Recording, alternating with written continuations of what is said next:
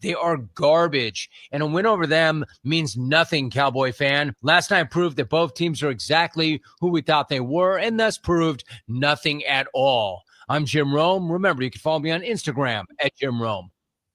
The hard-hitting football action is even better with Prize Picks. The weather might be changing, but the feeling of being right never gets old, so don't miss any of the action this season with Prize Picks, where it's good to be right. Download the Prize Picks app today, use the code ROME, and get a $50 bonus credit instantly in lineups when you play $5. That's code ROME on Prize Picks to get a $50 bonus credit instantly in lineups when you play $5. Win or lose, you'll get $50 bonus credit in lineups just for playing. It's guaranteed. Prize Picks, it's good to be right. You do have to be present in certain states. Visit prizepicks.com for restrictions and details. Hey, want to win the holiday season? Of course you do. That's why you need Aura Frames. Aura Frames are my favorite gift because it's personal, easy, and unforgettable. Get this. You can even upload photos of you and your loved ones before it arrives. Aura Frames is thoughtful from the moment it's unwrapped, and it makes it look like you planned it all along. And let's be real, fellas, this is so much better than that sweater you were eyeing. For a limited time, visit auraframes.com for $45 off on a Carver metal frame with code ROME, and support us by mentioning the Jim Rome Show at checkout. Terms and conditions apply.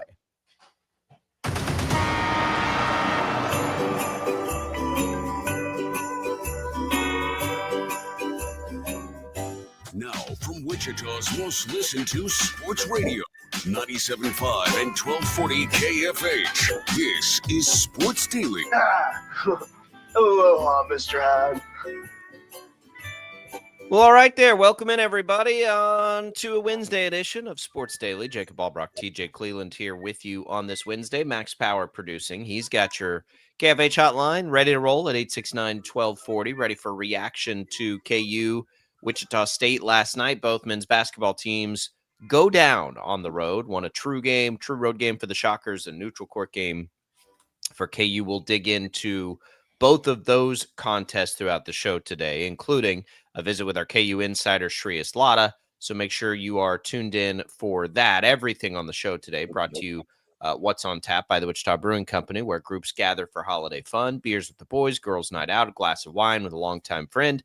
WBC, the place where groups gather for the holidays, East-West, historic Delano, Wichita Brewing Company, pizza and beer made here.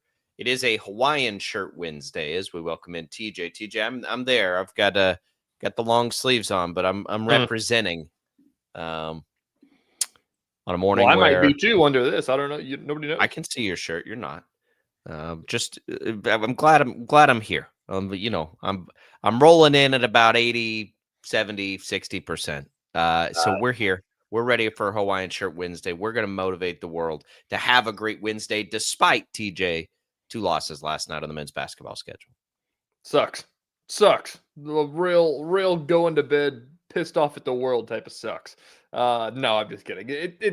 There's positives to take away. It does sting for the Shockers more than KU, I think, because KU could go 0-10 in November, and we've talked about this, is that they've got all their room ahead of them to do whatever they want. The Shockers, we've talked about an outside chance that, the American has been a multi-bid league every year, basically, the past few years. I don't know if it will be this year, but, the opportunity could have been there if they could have, taken care of business last night. Now it's going to hurt down the stretch that, they might have lost their only chance to have a quad 1 win on the schedule outside of maybe going to Memphis.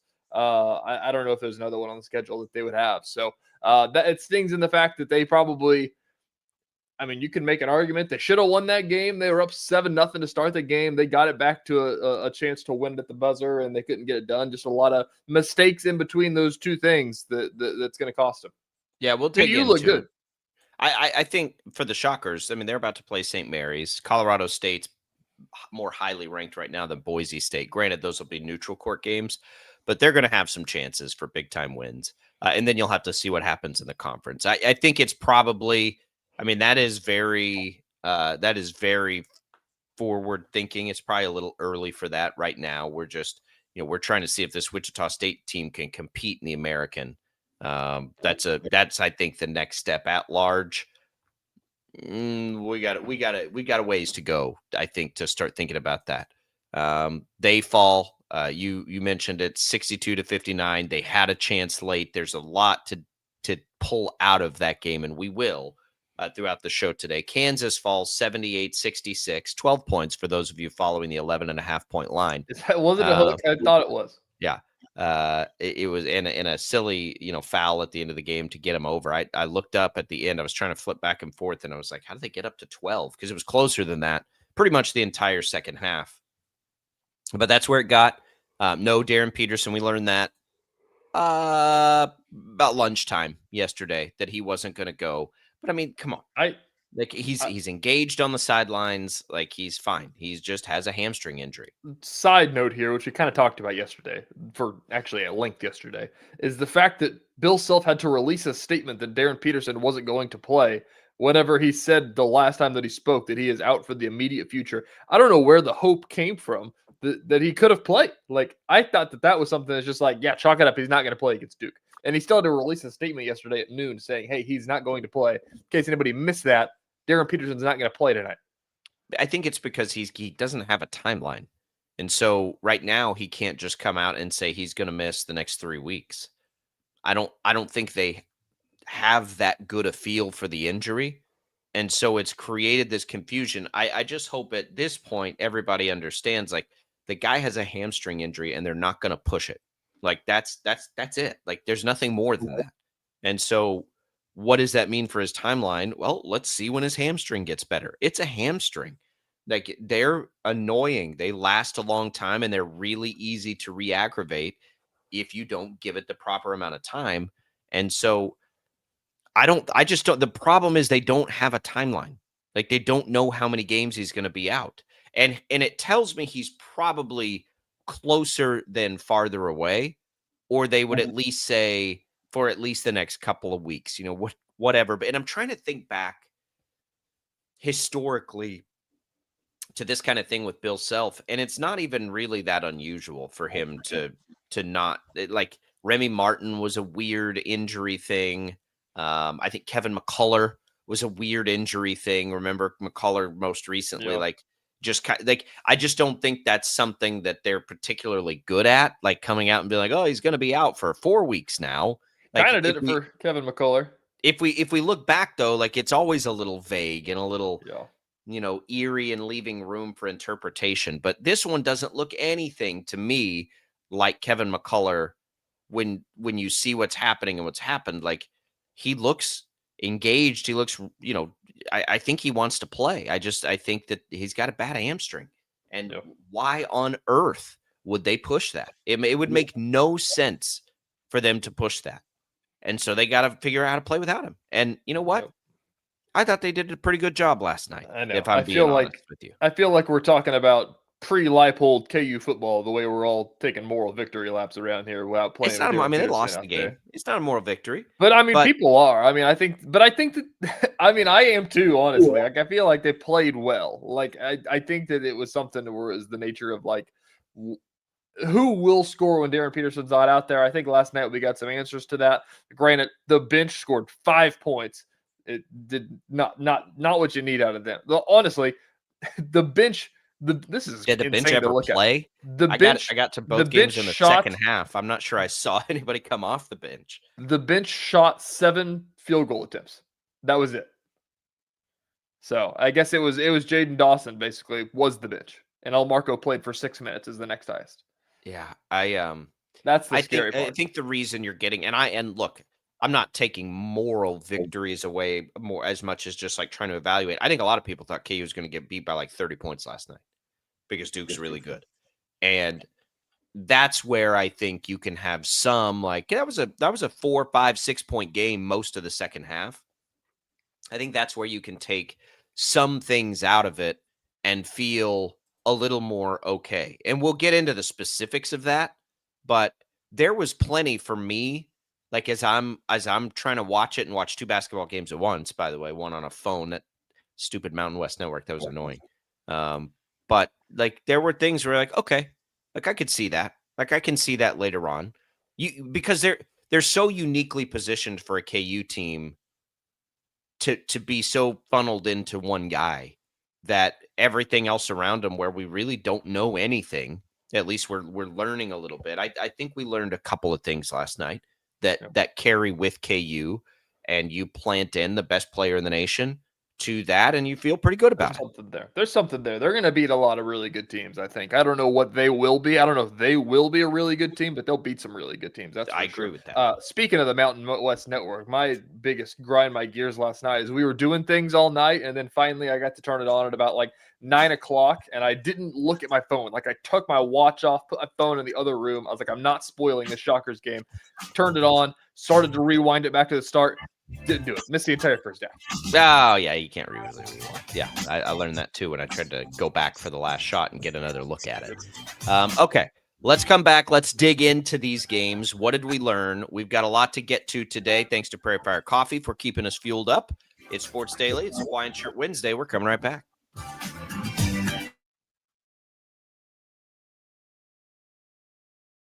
Lightning, hail, tornadoes, flooding. It's the worst of severe weather, and it's coming. Spring brings warmer temperatures, but also dangerous weather conditions. Stay up to date day or night with the Storm Team 12 weather app. You'll get accurate forecasts, so you can plan ahead and stay safe, no matter the weather. Download the Storm Team 12 weather app, brought to you by Stutzman's Greenhouse. The future of television has arrived. Next Gen TV is here with stunning video, movie theater quality sound, enhanced voice clarity, and interactive features, all upgradable for the future.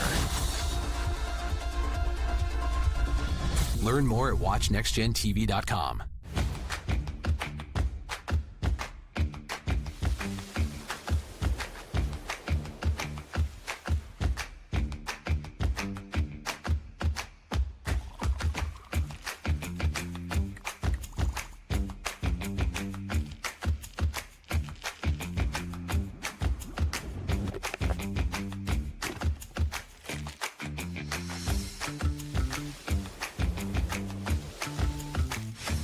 Canvas of our imagination. They tell a story. Clouds affect the events of your day. Sometimes they growl, sometimes they inspire, but they're always the messengers of nature's mood, written in the sky. Storm Team 12 understands the language of clouds. We're dedicated to decoding their message, so you know what to expect. Behind every cloud, there is a story waiting to be told. Trust Ross Jansen and Storm Team 12, alerting you first to the impact on your life. We are following a breaking update. Every day, all day, stream the stories that have you talking near and far. Whoever is behind the wheel of this bus is not stopping. From hundreds of local reporters and meteorologists spanning the country. Chaos here this morning at the UW campus. Search LNL for the all-new Local News Live streaming app. Odyssey is one of the most influential audio and entertainment brands in the nation. You already know Odyssey's iconic local radio brands in Wichita. But did you know Odyssey has the country's best collection of music, news, and sports brands? Odyssey is also a premium podcast creator, major event producer, and digital innovator. Odyssey brings people together across the country and right here in Wichita. Odyssey also delivers meaningful radio and digital audio results. Find out our story and impact at odysseyinc.com/Wichita. Make yourself known now. 8310 in traffic pursuit. Oh my God, here. Investigate TV Plus begins with real people. We investigate stories that impact you. And inspire change every day. Something is broken. Real problems. Why are they hiding it? And real solutions. My daughter was dying in front of me. What was your reaction when he said that? Investigate TV Plus, weekdays at 3:30 p.m. on KWCH. Sometimes people tell us, I don't get it, it's just tea. But let me tell you, we are so much more than just tea.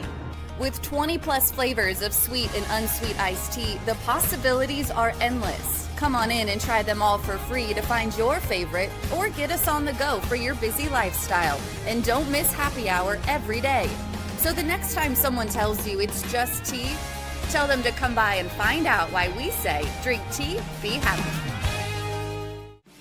Jim Rome here, lighting up your afternoons on The Jim Rome Show. Catch me starting at 2 on Wichita's #1 sports radio, Kansas Fan Headquarters, 97.5 and 1240 KFH.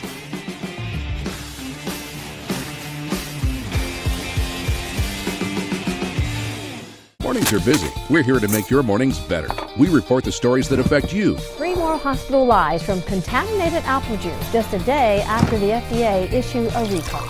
We're here to make your mornings better. Closing east and westbound lanes of K96 for repairs. With 12 News, you're prepared for your whole day. Scattered thunderstorms across the state into the afternoon. Stay a step ahead with 12 News this morning on KWCH and KSCW.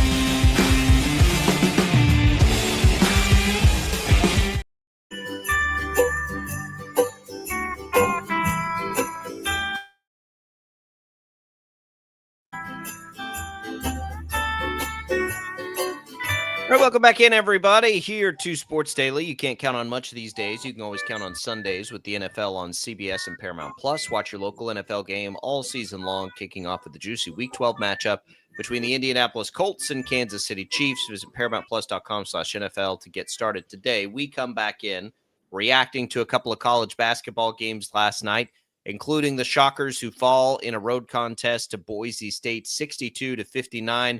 Hopping on with us here for a bi-weekly visit. We're happy to have him, Kevin Saul, Wichita State Athletic Director.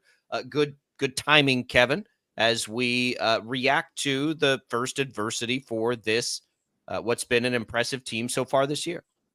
Yeah, good morning, guys. Hope you're doing well. Yep, got home late last night, early this morning, and plenty to work on. I thought we competed relatively well yesterday. Obviously, you play a top 50 team on the road. It was a great environment, had a great crowd. I thought our guys responded well. You know, at one point we're down 15 and fight back to 3. I think we had 3 straight possessions down 4 and 1 possession down 2 and just couldn't get that bucket when we needed that bucket. But I was proud of their fight.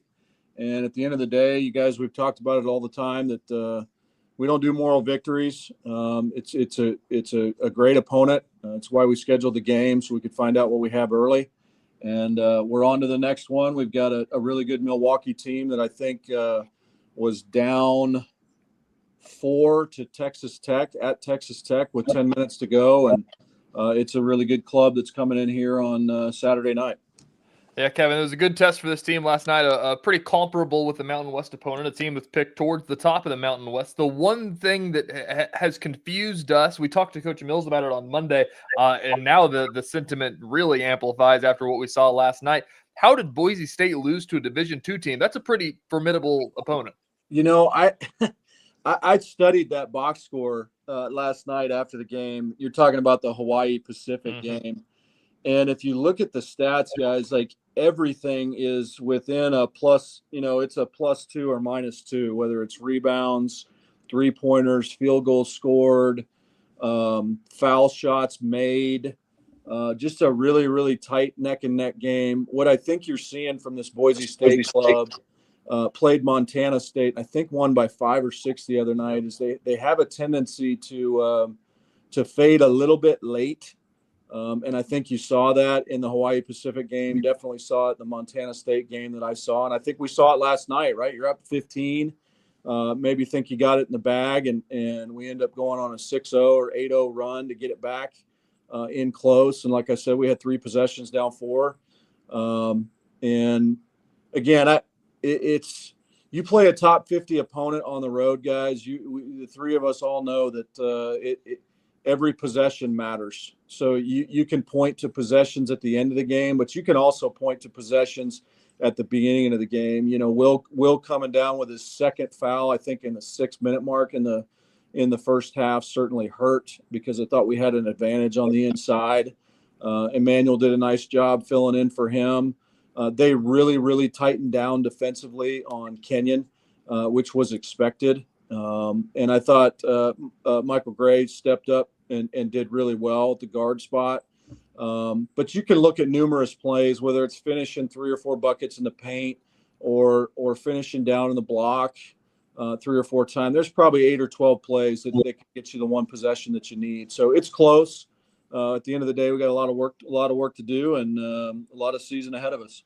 It's interesting too, Kevin, when that feels like a good American, game on the road and conference play. I think some of the things we were looking for that we just hadn't had a chance to see yet, when you go on the road and you don't knock down 16 of 32 threes, what does that look like? Well, it looked like they grinded it out, made that game, ugly is the wrong word, but what the style of game we're talking about there, they out-rebounded them and they gave themselves a chance. I think with no moral victories, but that's something that translates when they start playing conference games on the road. If they play that way defensively and they rebound on the road like that, they're going to be in this situation with shots at the end of games to win games, I think, quite a bit in the American. Yeah, I think so. And if you look at Boise State sitting at a top 50 program, that would be at the top of the American right now. So you got Memphis sitting at 76, South Florida at 77. That's one of the better games on our schedule. Obviously, we cannot look past Milwaukee. Great club, as I mentioned. You've also got one next Wednesday against number 24 in the country, St. Mary's. So we get another opportunity. It's a really great opponent there, but a lot of work to do on Saturday against Milwaukee. So to your point, I definitely think that's a top 2 team in the American, and it's a really good test for us. You hate to take the loss, but I think we can take advantage of the lessons that are learned in a game like that, and I think they'll pay dividends for us in league play, particularly on the road. Yeah, Kevin, just obviously a loss last night hurts, but just overall speaking of what we've seen this season, I feel like we've seen things that we've been impressed with. It seems like Coach Mills has seen things that he's been impressed with, and the thing that I keep telling people is that it's not the stats aren't comparable to a win over Loyola Chicago. You compare the stats to what we've seen in years past whenever you want to see the improvement. And I feel like we've seen the improvement through these first 4 games, and I imagine that you would echo that sentiment. I would, and we've talked about it before, guys. You get these guys on campus June 1, and you've got them here for 5 months, and you're trying to pick up any data point that you can that tells you what you got. And at the end of the day, I think it takes 6, 8, 10 games to really, truly understand what you have from a competitive standpoint with all the rotations and those sort of things. But it is certainly better. And when I'm asked in the community, how's our men's basketball team going to be here? That's my response is we're better. We are certainly better than we've been the last 2 years. We're 3-1 to start the season. We can hit shots from the outside. We have the ability to score in versatile ways in the block. We'll still put pressure on the paint and pressure on the rim and try and work downhill. I think those pieces are good. Defensively, we'll be better as well. And so I think it's tough to argue at this point that this team is not better. It certainly is. But, guys, we're 4 games into a 31-game schedule. So we got a long ways to go. We got to stay healthy. We got to keep getting better. And I think we'll be right there at the end of the deal. You can, Kevin, find me with about 10 fifth-grade girls going crazy and screaming Saturday out there in the stadium. How is attendance and how are crowds looking for you guys moving forward? Is there momentum building for what the team's been able to do? And are you seeing that translate as we get into more of the sweeter spot of the schedule? Yeah, it's certainly been better, guys. We've talked about the season ticket numbers. I think we're going to land somewhere around 550 new season tickets sold. We're going to land somewhere around the 89-90% renewal rate. Believe it or not, we're still selling season tickets. And so people are excited about that. I think you see the attendance. We got a great schedule. We got 9 games on the weekend, 7 of those on Saturdays. So it's a really accessible schedule. So to your point, Jacob, we have seen some improvements in the attendance, but obviously the product on the floor and everybody wants to be a part of a winning product. So we got to continue to get better and keep winning basketball games, and that piece will take care of itself for sure. Now up next, before we talk to you next, after Milwaukee, of course, whenever we talk to you next, I believe it'll be after the Thanksgiving tournament, going to the Battle for Atlantis. St. Mary's in there, Vanderbilt's a team in there. How big of a midseason tournament will that be? It's a really strong field, guys. Really impressed with the field that's been collected there. We'll leave next Monday. Tuesday's a practice day. We place St. Mary's the last game in the evening on Wednesday, and then depending on how that game goes, we'll get either the winner or the loser of Colorado State, Virginia Tech, which, guys, those two teams, Colorado State and Virginia Tech, were within 5 KenPom rankings of Boise State last night. So either one of those opponents will be a very strong opponent as well. So next week is a great opportunity for our guys to enjoy a really cool destination, but also get better amongst some really great competition. So we're looking forward to that next week as well. But obviously we've got a really good Milwaukee team. These guys have played really well. They've had a week to prepare for us. And so expect a good fight on Saturday night, and our guys will be ready. Before that, and before we let you go, real quick, mention of Shocker volleyball, a chance here as they open up the conference tournament on Friday for revenge against a team. I know it was a heartbreaker at Koch Arena, the lone, I believe, meeting between those two teams this year, but a chance for revenge. And how are the Shockers looking as the postseason begins of volleyball? Yeah, so they're great, and I think you've got enough student athletes from last year's team that there's some confidence going into the conference tournament that, if you're within the top 5 seeds, you certainly have a chance. So we match up against North Texas on Friday at 12:30 p.m. and the winner of that game is likely gets Rice again. So definitely a very firm Rice team. You guys saw those last Friday. Those guys came into Koch Arena. It's a really quality volleyball team. So I think we've got some good confidence. That tournament's down in Tampa, Florida. So if we can get this first win against North Texas, anything can happen. And I think they've got confidence to do a nice job there this weekend. GoShockers.com for your tickets for the basketball game against Milwaukee. It'll be the best time slot so far this year for a game, Saturday evening game. Kevin, we're looking forward to it. Looking forward to getting the Shockers back on the court after that first tough loss and see how they bounce back. All right, guys. Thanks so much for having us on the show, and go Shockers. There goes Kevin Saul, Wichita State's athletic director, joining us here. Good timing as we are all sort of taking it in and reacting a little bit to that first loss of the season. TJ, I thought Kevin's point on Will Berg was good.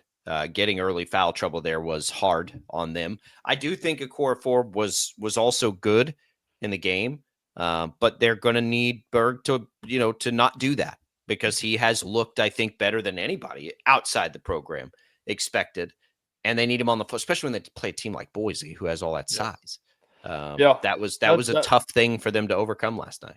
That was your first real test of another 7-footer. And I don't know what the American has in terms of 7-footers, right. But now, to stick him in there, and he played well. He just, was limited on the time that he could be out there. So, like I said, I think that this loss is obviously, I feel like I'm speaking in obvious terms here. So much better than the Kansas City loss last year. That was the first adversity that we saw a year ago. Whenever they lost to UMKC. This is a loss, as we keep saying, no moral victories, but this is a loss that you could see in February and be like, well, that's a good team. And I don't want to underreact to the loss too. They shot 4 of 15 from 3, so they follow the best 3-point shooting performance perhaps in team history with a 4 for 15. And that's what, without that, they go from 100 points to 60. Yeah. So, that's what 3-point shooting teams do. Sometimes you live and die by it. Sometimes you're not going to make them. And I don't know that when we've talked about this a lot, and look, we'll see over time. I don't know if being a quote unquote 3-point shooting team is the recipe. And that's what, and we were having fun with that, because given a hard time follow up, I don't know how good they'll be with the best, 3-point shooting contest in school history. But I would rather see them generate offense in a lot of ways than be a quote unquote 3-point shooting team, because this is what happens when you take that on the road. This happens all the time. This is what happens when you play a really good defensive team that can make that difficult on you. So one of the big questions I have still about this team now 4 games in is, where does that offense come from, right, when they're not knocking down threes? It didn't come last night. They only scored 60 points. They scored 59 points. So the threes aren't falling. Where do you generate that offense? They shot their free throws. Okay. That's a good sign, I think. But they're going to have to be able to score without shooting threes. We know that. Like, the teams that can do that are rare. When you think of BYU teams that chuck it 35 times a game, like, that takes us, that's a different animal. I don't think that's where the Shockers want to live, taking 32 threes a game like they did when they hit 16 of them. No. I think what we saw last night, and we've seen this a couple times, under 20 is probably where they're going to want to live, but that means they have to generate offense in other ways. I think it'll be right around that 20 mark is where they'd want to live. And last night, it's the same thing that we saw in the opener against Asheville. If they're, if they're not shooting gangbusters, they'll stop shooting them. And they've proven that. And so I think that they do. I think that Will Berg is a big part of the non-3-point shooting offense, because last night, if you watched it, you could kind of see some Paul Mills vision going into what they did in the half court, and it was like they'd run an off-ball screen. You'd see Giles or Gray coming off. It's like, that's your first look, and then you'd usually get a hedge and a switch, and you get Will Berg down low. And about every single time, it was either going to Giles or Will Berg, and you build off of that. And so I think that they do a lot of that stuff. I think that the foul trouble hurt them last night. There was a lot of fouls in this game. They got 21 fouls on the team. But I think the biggest thing, non-3-point shooting, I think that, like you said, that's something that's going to happen on the road. You have to find ways to win around that. You turn the ball over 11 times, that's probably the thing that Coach Mills would point to, the first thing, if I had to imagine. Yeah, 11's not awful, but it's not where you want to be. They forced 10.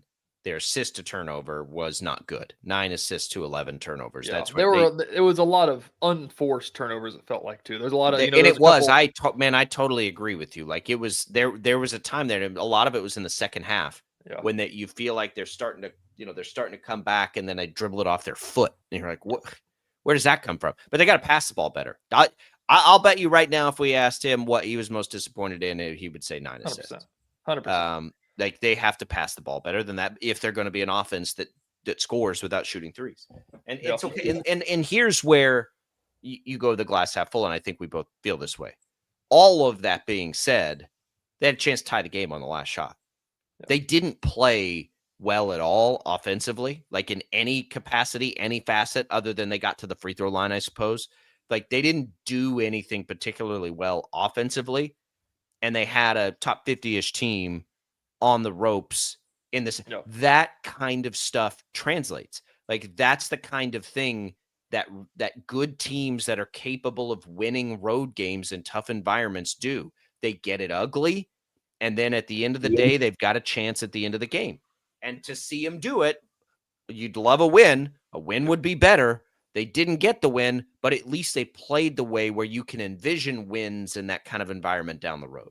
Yeah, treading lightly on this, but I think that, like, the unforced turnover part, like I said, 3-pointers, you're going to miss them on the road. And that's just, historically speaking, stats-wise, you will shoot it worse in road arenas than you will in your home arena. The unforced turnover thing is something that, you hate, but you kind of feel positive about if you are going glass half full, because that's something that it's not like we are turnover prone. Like, it was something that was like, what the hell was that? Like, we can fix that. That's an us thing. Like, that's not something that they did to enforce that onto us. Some of it's bad luck too. Yeah. We'll take your comments and commentary on the Shockers. You can leave them to us on our video streams, Facebook, YouTube, X. Thanks for watching on 12 News Connected. You can call us at 869-1240. On the way out here, the Odyssey holiday hookup now through Friday. Odyssey taking care of the food and fun this Thanksgiving. Win a full holiday feast, Thunder tickets for the whole family, smoked turkey ham, the sides from Hog Wild Pit Barbecue, more than $200 in value. and 10 tickets to a Thunder game on November 29th. Enter by texting THANKS to the number 20357. Message and data rates apply. We'll come back. Little KU talk for you when we return.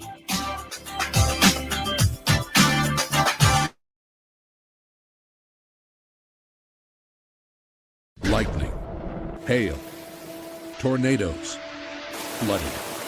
It's the worst of severe weather, and it's coming. Spring brings warmer temperatures, but also dangerous weather conditions. Stay up to date day or night with the Storm Team 12 weather app. You'll get accurate forecasts, so you can plan ahead and stay safe, no matter the weather. Download the Storm Team 12 weather app, brought to you by Stutzman's Greenhouse.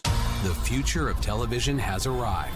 Next Gen TV is here with stunning video, movie theater quality sound, enhanced voice clarity, and interactive features, all upgradable for the future. Learn more at watchnextgentv.com.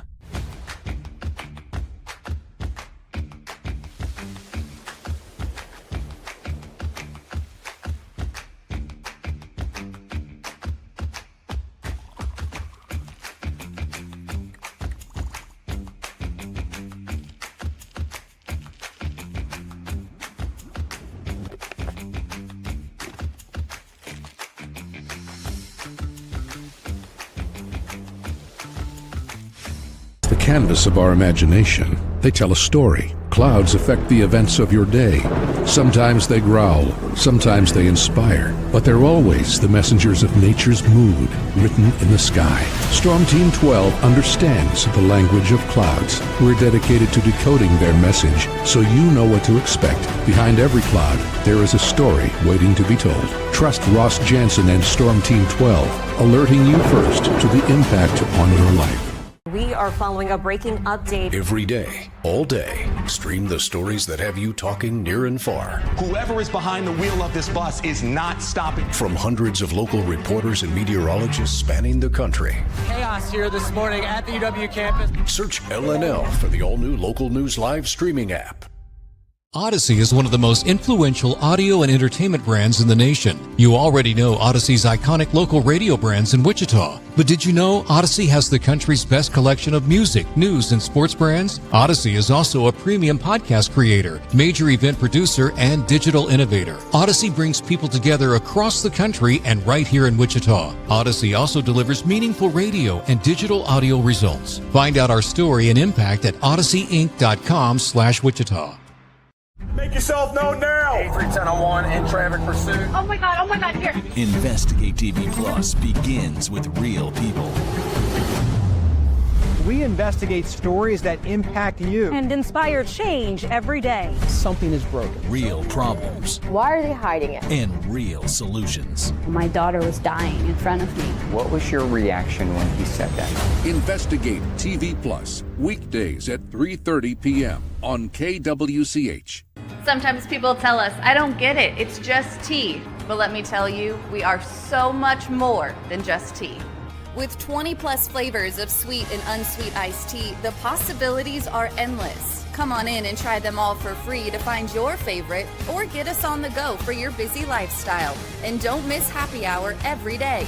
So the next time someone tells you it's just tea, tell them to come by and find out why we say drink tea, be happy. Jim Rome here, lighting up your afternoons on The Jim Rome Show. Catch me starting at 2 on Wichita's #1 sports radio, Kansas fan headquarters, 97.5 and 1240 KFH.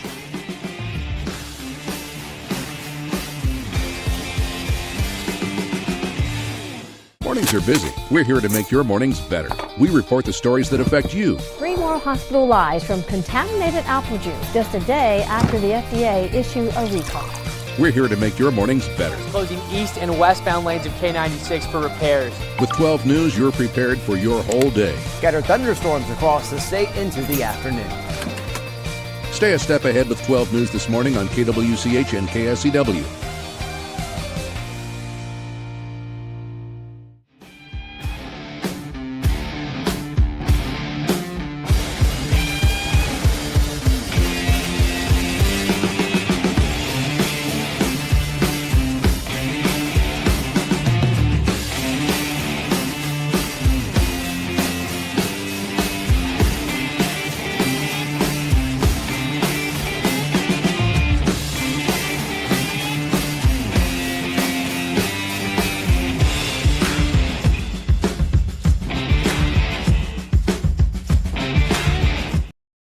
on KFH.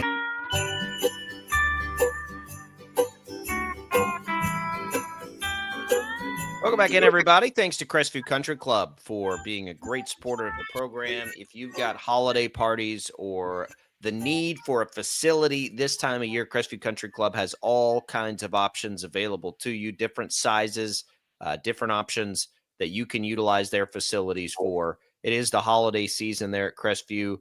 Great events coming up for Thanksgiving.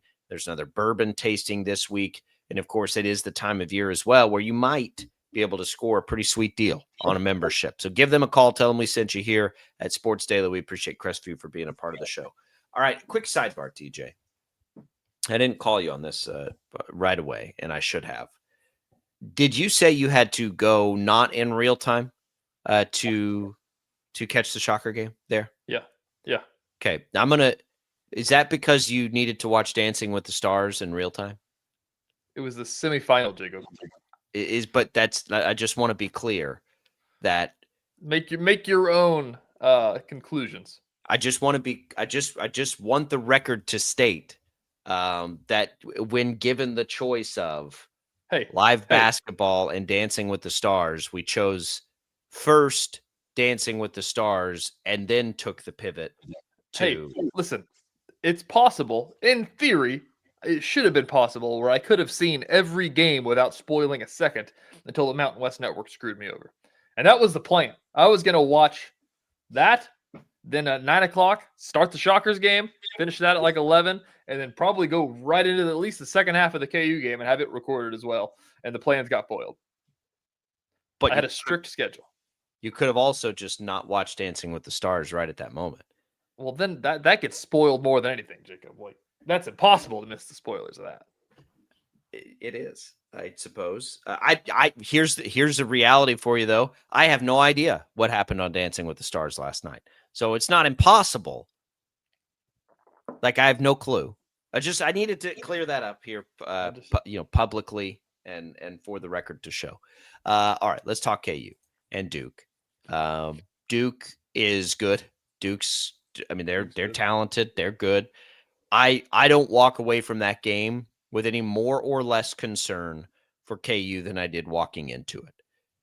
12-point loss. It was pretty tight most of the second half until the very end. There should be no you walk away typically in a season when it's Kansas. There's nothing to pull good from a 12-point loss to Duke.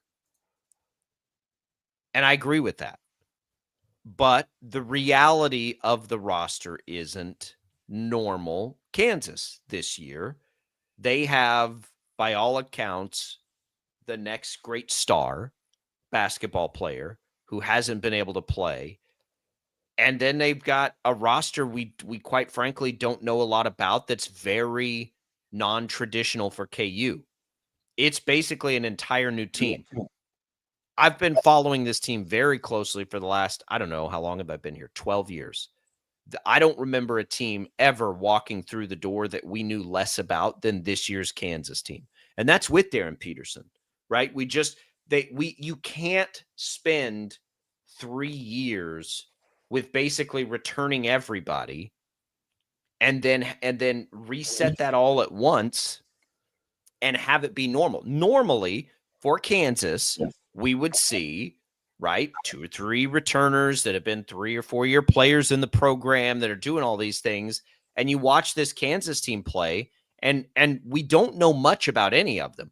Flory Badunga we know the most about, and he was a freshman last year that didn't play very much. So it's hard because it's just not what we're used to doing with Kansas to look at it and say, okay, what do we take away from that? They got beat by Duke by 12. Who cares, right? What do we take away from it? That's not a normal thing to do with Kansas. With Kansas, it's normally, are you kidding me? They lost by 12 to Duke. That's unacceptable. I haven't looked and seen if anybody wants to fire Bill Self yet. I said that they were going to, but I don't know. I've seen kind of positive reviews on the social media machines. So I think the one big thing that I take away from this, I'll ask this first. with Darren Peterson, like we've talked a lot about what the roster is, and it's been amplified without Darren Peterson out there. Is with Darren Peterson on the court, like, do you feel better about this team than you did the Grady Dick team? Not yet. But you Not think yet? Could? Like, could, yeah, absolutely, we could.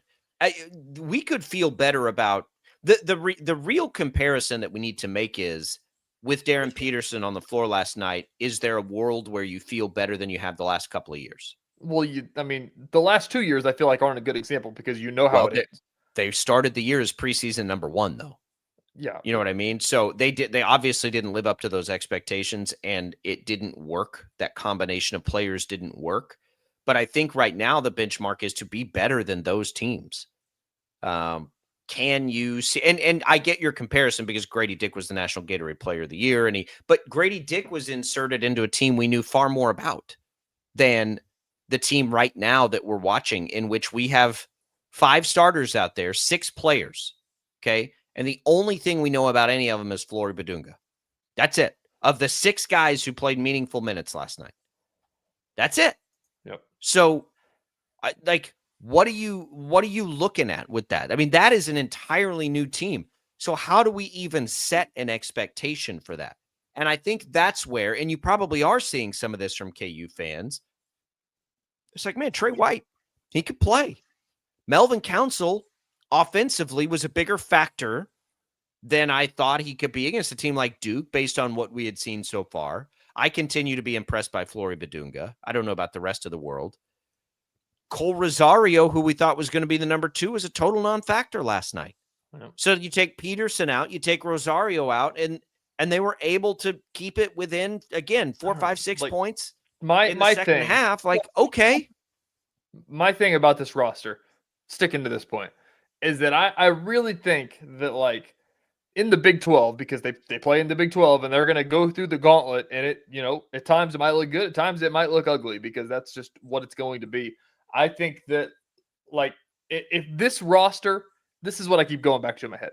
If this roster, top to bottom, with Darren Peterson, played at West Virginia, like, I don't know how many games that, like, they would be favored in the Big 12. Like, half, maybe? Yeah, KU will be favored because they have Bill Self and they've got the brand tilt a little bit as well, I think. But, like, I don't know if this is a top end Big 12 roster, and I might be wrong about that. But, like, I don't think that, like, they've, like, if they finish top 3, I think that there will be a lot of upsets along the way. I get what you're saying. This is not a team to me that looks like it's, like, going to be close to winning the Big 12. Yeah. But again, that you got to be okay with that. Like, this is a chip in a chair. I understand, but if you were tired of what you saw the last 2 years, this year was inevitable. There's no avoiding this year. Like, you can't replace everybody and expect that team to walk in the door and win the Big 12. The team that you can expect to win the Big 12, that of course did not win the Big 12, is the team that returns 2 All-Americans, 80% of the starting lineup, should be one of the defensive juggernauts in college. All the things that the last 2 years were, walking through the door in October, that's what you would say, okay, that team can win the Big 12. The best version of this team isn't going to be good enough yet to win the Big 12 this year. But they might be good enough to be real damn good in March and have a chance to beat anybody in the college basketball, in the big tournament. That's what you hope for. And that's why there is absolutely, to me, no urgency, nor should there be, to get Peterson on the floor before his hamstring is 100%. I agree. November basketball doesn't matter, and people know that. Like, not for Kansas, especially not for Kansas. It doesn't. Yeah, it does for Wichita State. Yeah. I think that, like, I don't know. Like, I get your point, but, like, it's 2025, and, like, the rebuild year isn't a thing anymore. And I think the fact that, like, if this team doesn't, I don't know what the expectation is. I think if this team doesn't at least get this second weekend, is what everybody keeps saying. But, like, if that doesn't happen, if they don't make the Sweet 16 for 4 straight years, like, there will be people pissed about that. Like and it's not something where it's just like, well, it was this roster, It's like, yeah, you knew you had the number one player in the country coming in. Like, how come there wasn't more invested to build around them?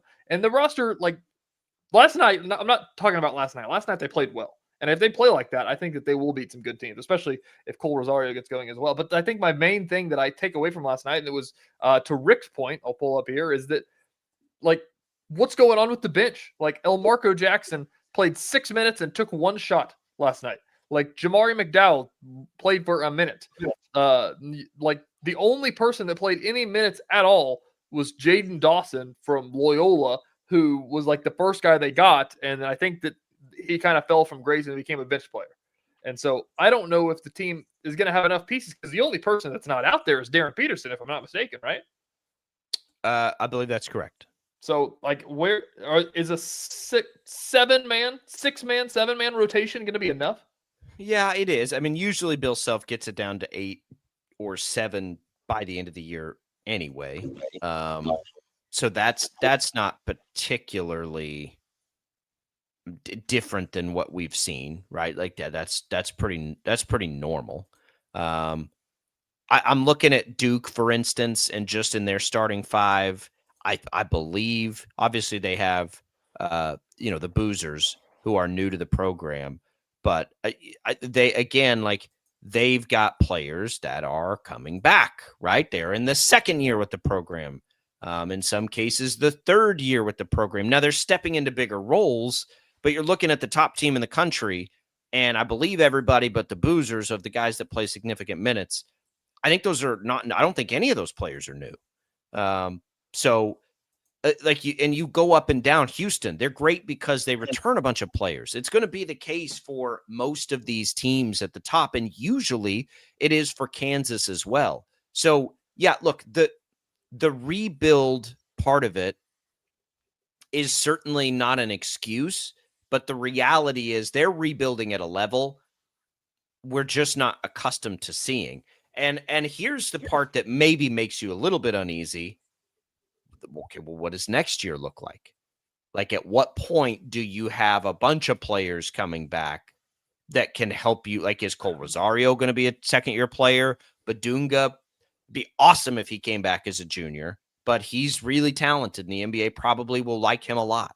There's I don't know how much it's going to take. A little bit of time. Like, these are all the repercussions of the way that they built their roster the last 2 years before this year. These are the repercussions of what happens when you just don't have minutes for anybody else, right? Like, those teams they would bring in, like, the goal is to get 2 guys to come in and just fill out there just weren't a lot of minutes for guys to get experience in and that's going to take a little bit of time to get clear of that. And hope that with a freshman like Darren Peterson, you don't have to worry about it as much, but unfortunately for them, he's just not playing right now. I don't know what he's going to be. I hope that they finish top half. Like, he's going to be a star. If they finish top 5, he will be incredible. Top 5 in the Big 12? Yes. We can talk about that. What should an expectation be when we return? Sports Daily, Tom Brockton, Cleveland on a Wednesday. Don't go away.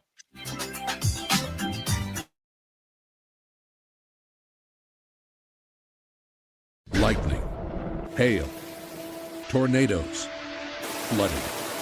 It's the worst of severe weather, and it's coming. Spring brings warmer temperatures, but also dangerous weather conditions. Stay up to date day or night with the Storm Team 12 weather app. You'll get accurate forecasts, so you can plan ahead and stay safe, no matter the weather.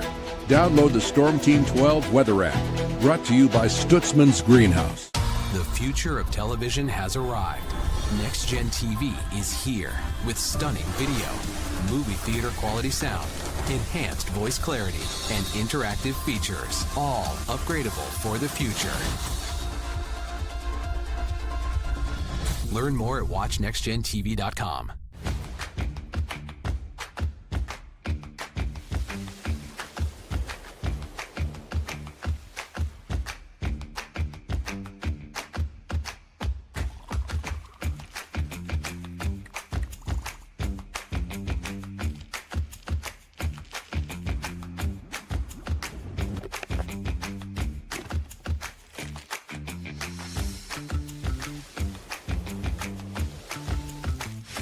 The canvas of our imagination. They tell a story. Clouds affect the events of your day. Sometimes they growl, sometimes they inspire, but they're always the messengers of nature's mood, written in the sky. Storm Team 12 understands the language of clouds. We're dedicated to decoding their message so you know what to expect. Behind every cloud, there is a story waiting to be told. Trust Ross Jansen and Storm Team 12, alerting you first to the impact on your life. We are following a breaking update. Every day, all day, stream the stories that have you talking near and far. Whoever is behind the wheel of this bus is not stopping. From hundreds of local reporters and meteorologists spanning the country. Chaos here this morning at the UW campus. Search LNL for the all-new Local News Live streaming app.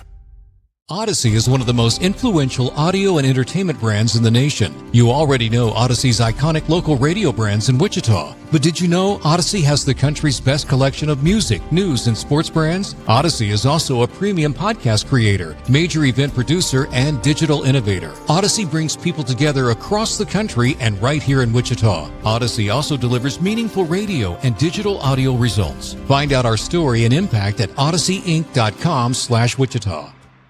Make yourself known now. 83101 in traffic pursuit. Oh my God, here. Investigate TV Plus begins with real people. We investigate stories that impact you. And inspire change every day. Something is broken. Real problems. Why are they hiding it? And real solutions. My daughter was dying in front of me. What was your reaction when he said that? Investigate TV Plus, weekdays at 3:30 p.m. on KWCH. Sometimes people tell us, I don't get it, it's just tea. But let me tell you, we are so much more than just tea. With 20 plus flavors of sweet and unsweet iced tea, the possibilities are endless. Come on in and try them all for free to find your favorite or get us on the go for your busy lifestyle. And don't miss happy hour every day. So the next time someone tells you it's just tea, tell them to come by and find out why we say drink tea, be happy. Jim Rome here, lighting up your afternoons on The Jim Rome Show. Catch me starting at 2 on Wichita's #1 sports radio, Kansas Fan Headquarters, 97.5 and 1240 KFH.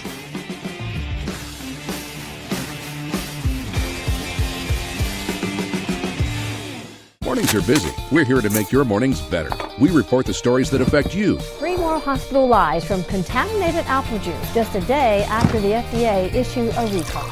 We're here to make your mornings better. Closing east and westbound lanes of K96 for repairs. With 12 News, you're prepared for your whole day. Scattered thunderstorms across the state into the afternoon. Stay a step ahead with 12 News this morning on KWCH and KSCW.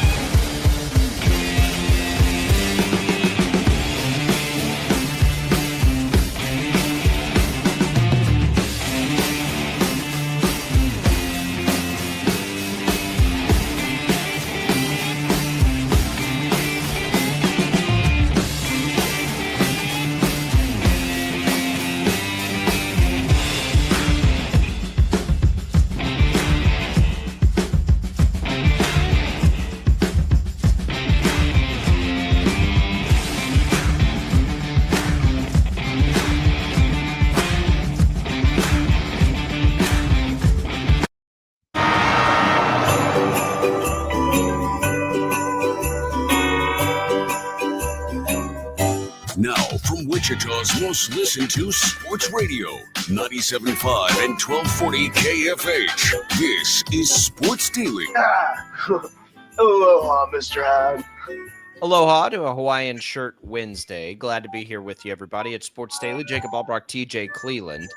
We've got Shreyas Laddha, our KU Insider, coming up. A lot of what we're talking about, we'll kind of get the feel for Shreyas and, of course, get the very latest on Darren Peterson and what's going on the recruiting trail for next year as well. That's on tap, brought to you by the Wichita Brewing Company, where groups gather for holiday fun. Bring the whole family and your out-of-town visitors to WBC for a taste of pizza and beer made here, east near Central and Woodlawn, west at 13th and Tyler, and in historic Delano at Handley.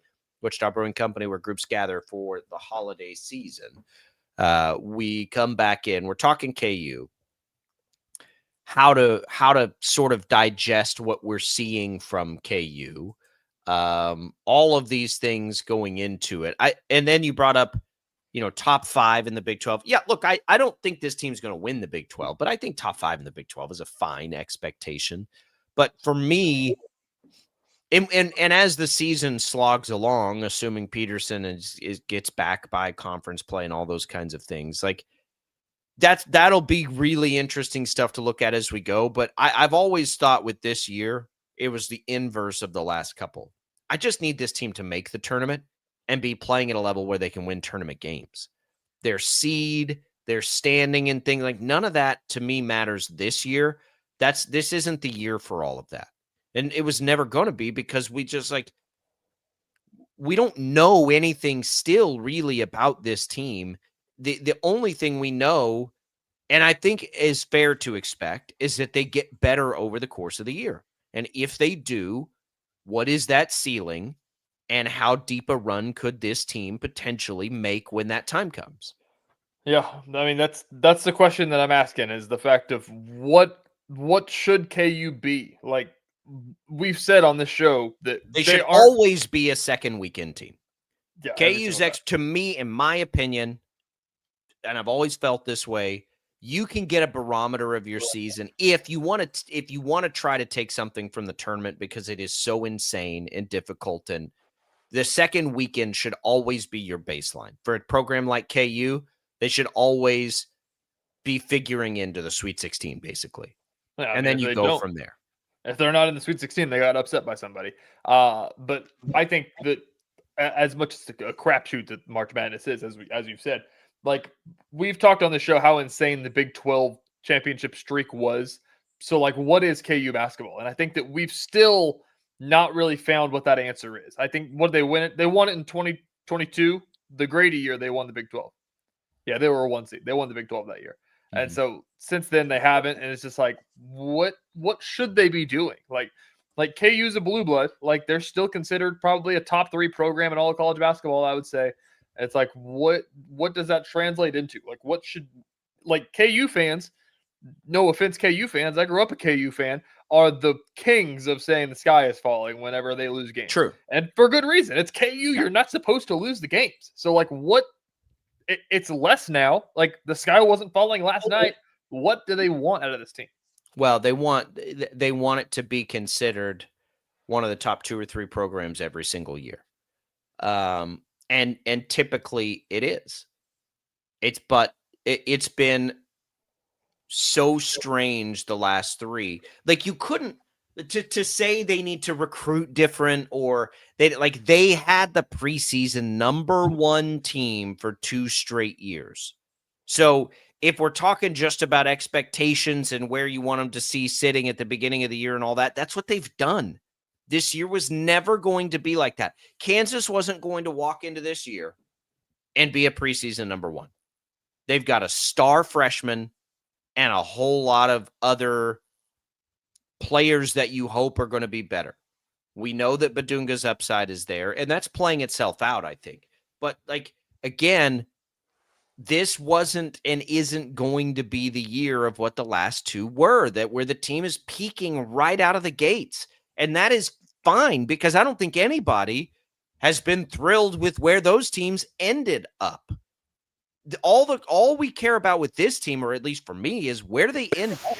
Not where are they in the Champions Classic against Duke? I don't care much, especially care if Darren Peterson's not playing. I agree. It's a barometer, but it doesn't matter because it's November basketball and it's KU. Barometer? They looked fine last night. They did. They looked just fine. Like most people thought that was going to be a big Duke win. I think that they got to 12. That was not a big Duke win. Given the circumstances, I agree. It was a fine performance. But the question is, fine by what standard? Like you don't have Darren Peterson. So fine by what my expectations are at the end of this year. Yeah. So what is Sweet 16? That's my expectation. Do people think that by watching what they saw last night and adding Darren Peterson to that team, do they think this is a Big 12 title contender? Do they think that this is a national championship contender? Where what are they building towards? What do KU like? I don't know. What do KU fans think? Yeah, I mean, I think, look, you always expect to be building toward a national championship when you're KU. I think I just don't think it's realistic to think of them as a Big 12 winner, because I don't think I think it's going to take longer than that to hopefully be peaking. Do you plop Darren Peterson onto the roster we saw yesterday in the way that they played, and that team's going to go win a national championship? No. But but that's not the right way to look at it, because you're expecting growth from all of them, not just Peterson. Like, it's Peterson coming back and these other players also getting better over the course of their young college careers, first or maybe second season. Like, you've got to, when you talk about the end result expectation, you're baking in improvement for Cole Rosario. You're baking in improvement for Flory Badunga. You're baking in chiseled out and defined roles for Trey White and Melvin Council. Bryce, I thought Tiller looked pretty good last night, honestly. Tiller's been like the biggest surprise of the year, and he's really helpful physically. For a team. Every time he's out there, I'm like, man, who is that? He kind of looks like, who does he look like to me a little bit? Just like athletically, he looks like some of these guys, like David McCormick, maybe. You're like, is that okay? Who's that guy? And then you're like, oh, that's Tiller. Like, it's a good thing. It's a good thing that he is what he is for a team that is like 5.5 deep. I'll say it that way. Like, last night they were 5.5 deep. Like, it's a good thing that Tiller, because he's going to be the guy that is either coming off the bench or he's going to start and put, whoever on the bench, Melvin Council on the bench, or whoever, Trey White, I don't know who it would be. But like, that helps a ton, because he was another question mark of, he was here last year, he couldn't play, but he was here. So the ceiling for KU will be defined by Peterson, by Badunga, and by Rosario. I'm pretty confident in that, but it also is going to be need to be aided by the roles that everybody else grows into. And so, like, on a normal KU team, the roles even as everybody else kind of comes up, right? We know the roles of most of the players on the floor. Like, this is your defensive lockdown guy. This is your spot shooter. This is your glue guy. Like, we had those roles, and then, like, who grows with them in those other spots? But Jalen Wilson's not walking through that door, right? Like, that player for them is just, we all expect to be Darren Peterson. And we're expecting him as a true freshman to be an All-American. And I think that he can be and will be, as long as he plays, as long as he's able to physically get out there and go. So what does everybody else grow into? It's going to be Badunga. It's going to be Rosario. So if it's 3 young guys, a sophomore and 2 freshmen, how long do you think it's going to take before we hopefully see them peak? I mean, it's going to be February. It'll take some time. And I know that's going to be frustrating and annoying for fans, just like it, but it is what it is. Like, it's going to take some time. Do they play at Houston this year? They're probably going to go down to Houston and they're going to get their butts kicked. Probably. And it'll be fine, because again, it's how do they use that to build on what they do in March? And until the live ammo starts flying for these young guys, they're not going to know what that's like. So we got to let them get in there. We got to let them react to it. And it's going to be uneasy, I think, for KU fans this year. But that to me has been as predictable as anything. This was always going to be an up and down year, much like the last 2 have been. The only difference is the last 2, they came in as preseason number 1. This team comes in with, in my opinion, regular season. The expectations are like not even that, like, who cares? Like, that's not what it's all about this year. Yeah, it's a big question. I think that the biggest overarching thing is the fact of, where is KU basketball? And I think that that answer will keep changing over the years, I think. And I think that they got the number 1 player in the country to come there this year, and they look like they have a good chance to get the number 1 player next year to come too. I think you don't need to worry about that. I think they've got the resources and the ability. They got stuck with a roster for 3 years where they didn't have room to grow and develop any other players. And these are the consequences of that. That it's going to take a minute to get a few players to be able to be in there with these star freshmen that they're going to be able to recruit in this new era, right, of seemingly unlimited resources. That's just the way it's going to be. It's going to take a year or two for them to rebuild the program. It's just harder. It's just harder than it used to be, is the biggest thing I can say about it, because everybody's better now. Yeah. It's yes, maybe so. All right, we'll come back. We'll talk to Shreyas Laddha about it in a little bit. When we return, we got more Sports Daily. We'll step away from college basketball for a minute here on the show. Don't go away.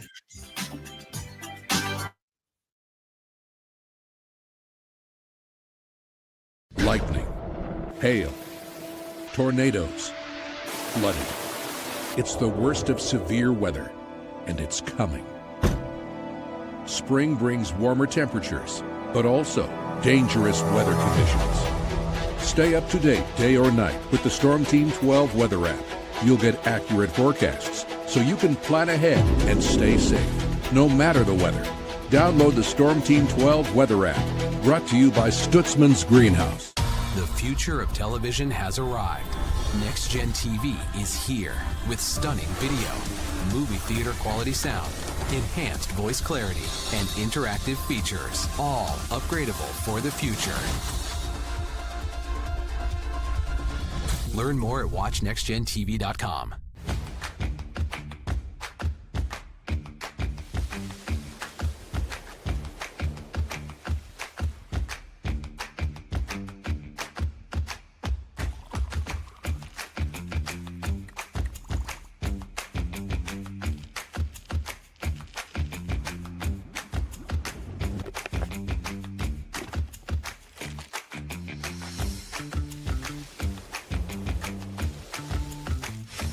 The canvas of our imagination. They tell a story. Clouds affect the events of your day.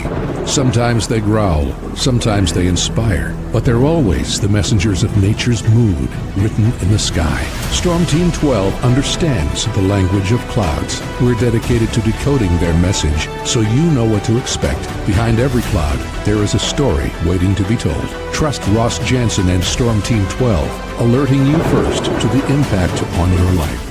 We are following a breaking update. Every day, all day, stream the stories that have you talking near and far. Whoever is behind the wheel of this bus is not stopping. From hundreds of local reporters and meteorologists spanning the country. Chaos here this morning at the UW campus. Search LNL for the all-new Local News Live streaming app. Odyssey is one of the most influential audio and entertainment brands in the nation. You already know Odyssey's iconic local radio brands in Wichita. But did you know Odyssey has the country's best collection of music, news, and sports brands? Odyssey is also a premium podcast creator, major event producer, and digital innovator. Odyssey brings people together across the country and right here in Wichita. Odyssey also delivers meaningful radio and digital audio results. Find out our story and impact at odysseyinc.com/Wichita. Make yourself known now. 83101 in traffic pursuit. Oh my God, here. Investigate TV Plus begins with real people. We investigate stories that impact you. And inspire change every day. Something is broken. Real problems. Why are they hiding it? And real solutions. My daughter was dying in front of me. What was your reaction when he said that? Investigate TV Plus, weekdays at 3:30 p.m. on KWCH. Sometimes people tell us, I don't get it, it's just tea. But let me tell you, we are so much more than just tea. With 20 plus flavors of sweet and unsweet iced tea, the possibilities are endless. Come on in and try them all for free to find your favorite, or get us on the go for your busy lifestyle. And don't miss happy hour every day. So the next time someone tells you it's just tea, tell them to come by and find out why we say, drink tea, be happy. Jim Rome here, lighting up your afternoons on The Jim Rome Show. Catch me starting at 2 on Wichita's #1 sports radio, Kansas Fan Headquarters, 97.5 and 1240 KFH.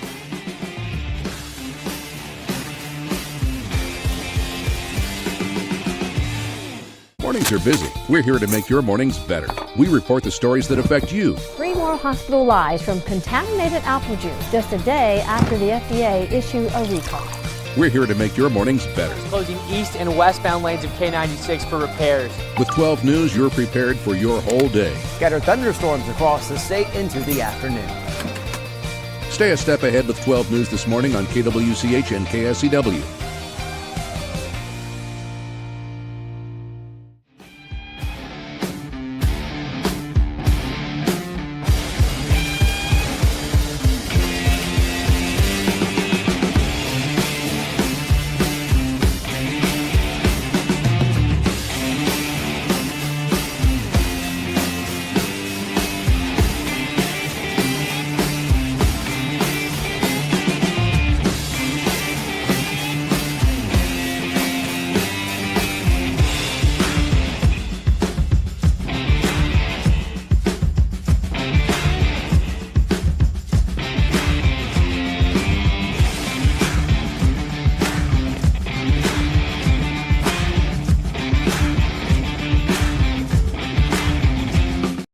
Daily is on KFH.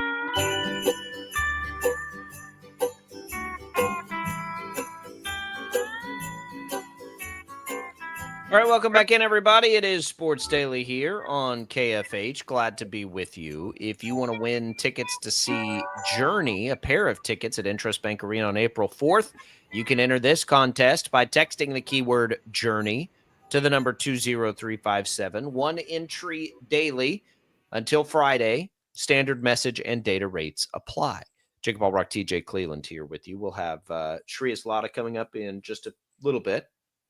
TJ, the college football playoff rankings are out. Ohio State is up at the top. Indiana, Texas A&M, Georgia. No surprises with any of those. Texas Tech is at 5 now.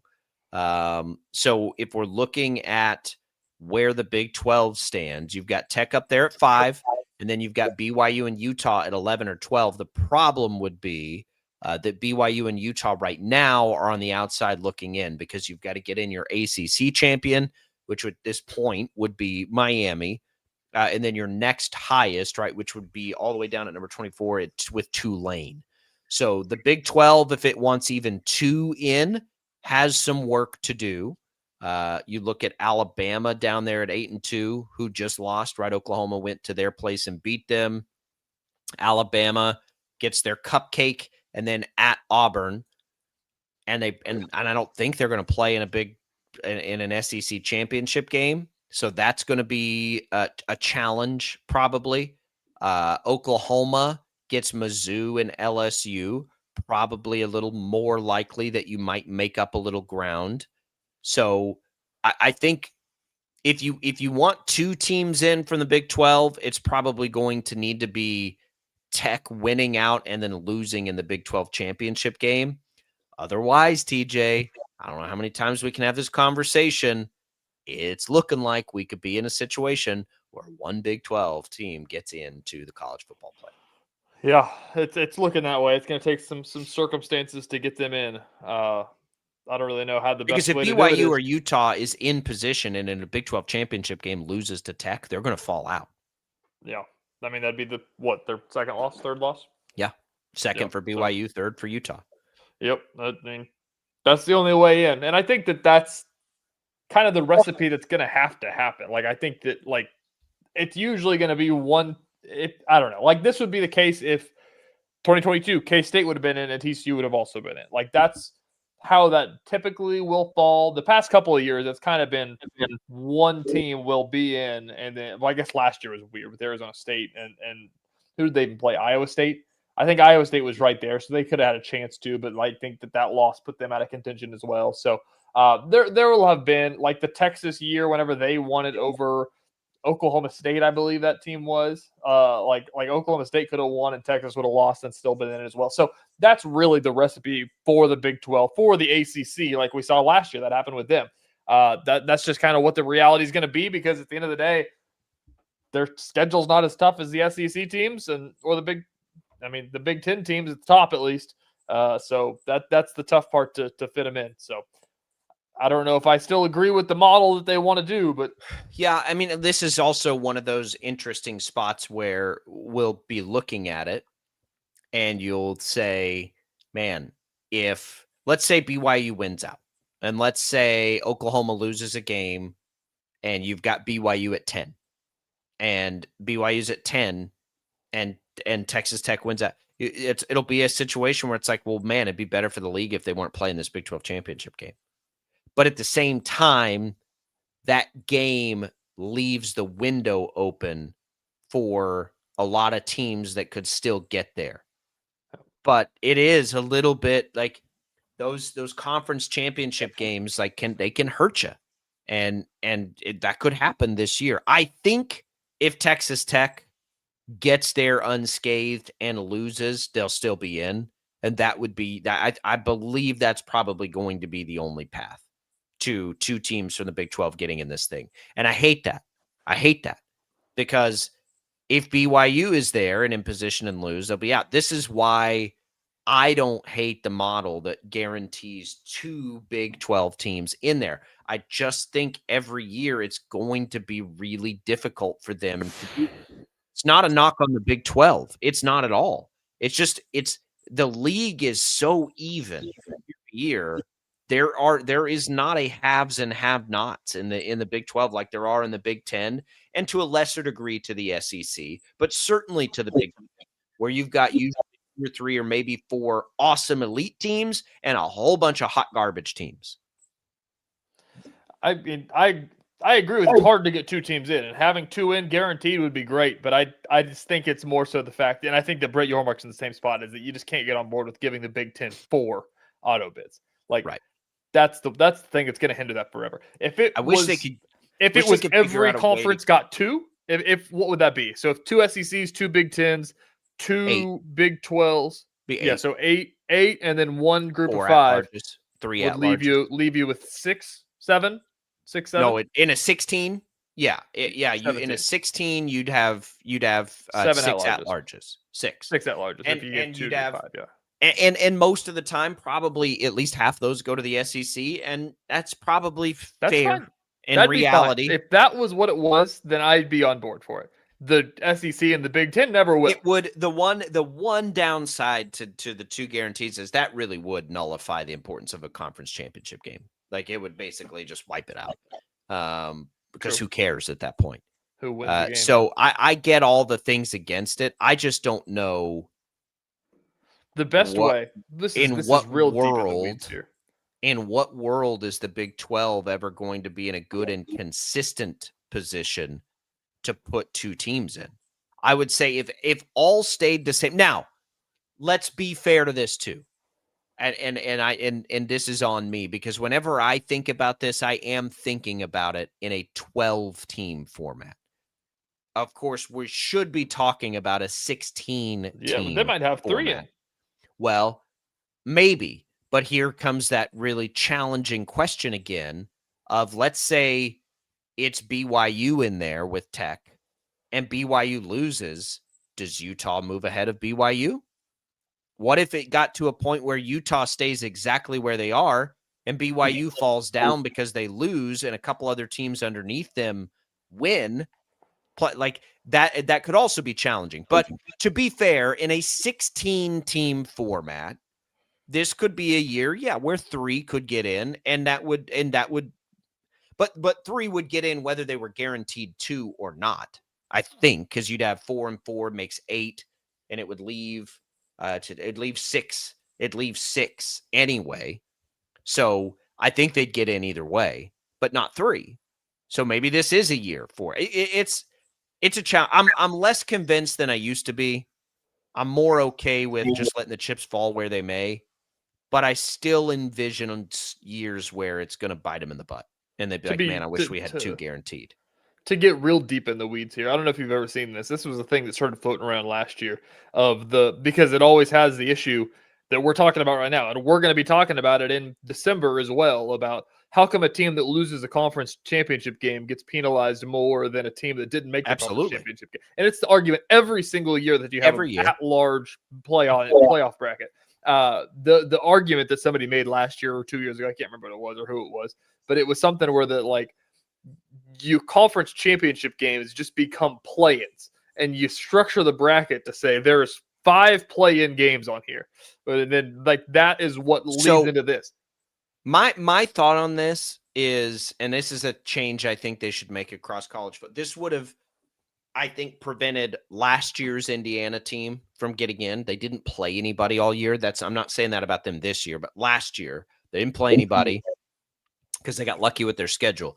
I think the fix to that is to do so like, let's say you have your conference championship game, right? Make 3 and 4 also play each other in a game. You just make it a home game for 3, right? That people get excited about because it's another game. You get rid of one of the cupcakes and you leave room for that.